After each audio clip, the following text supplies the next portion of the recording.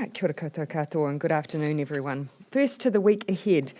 I'm in the House on Tuesday and Wednesday.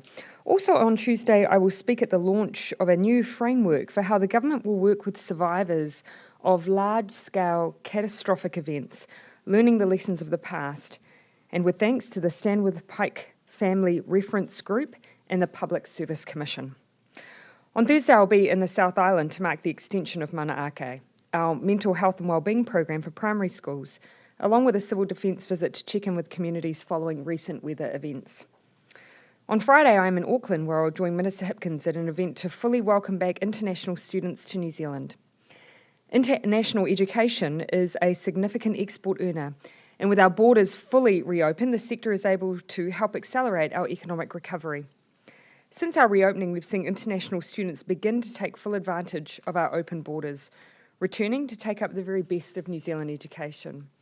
University applications, for instance, are progressing well.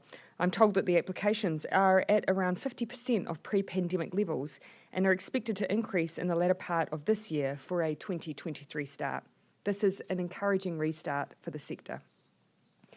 A key economic priority for the government this year is to protect New Zealand families from the sharp edges of the global economic downturn we are experiencing. And today I can provide an update on savings households are making as a result of government support through the global cost of living spike.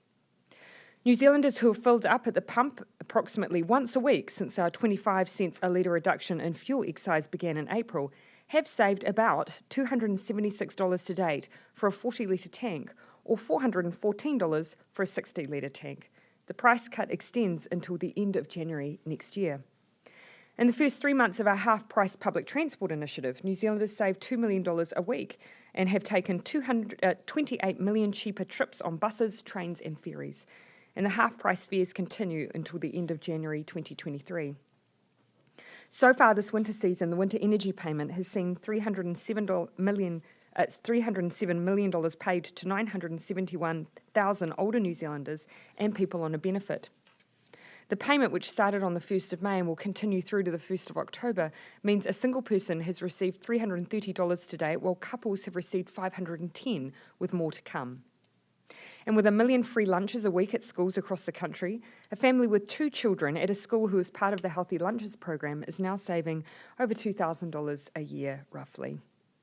Finally, this week, from the 1st of September, our second cost of living payment enters the bank accounts of New Zealanders earning under $70,000, adding an extra $116 to people's incomes.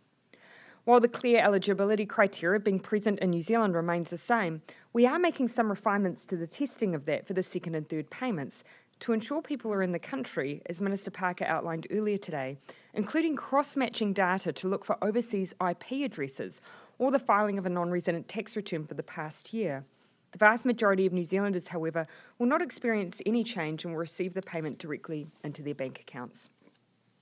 Economies around the world are experiencing real pressures in the wake of COVID. New Zealand is never immune to these international pressures, but as with COVID, the government response is putting us in a better position than many. We have near record low unemployment of 3.3%, below the OECD average of 4.9%. And while globally inflation continues to soar, ours remains within the lower bounds of the OECD at 7.3%, and with some observers suggesting it may have peaked, compared to the OECD's 10.3% average right now. We have the highest median wage growth on record. Our food and fibre exports leapt an extra $1 billion over and above the $52 billion record expected.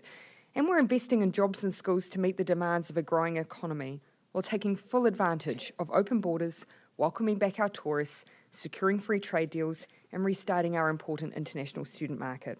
So, while times are undoubtedly tough, we are well placed to come through this period. I'm now happy to take your questions.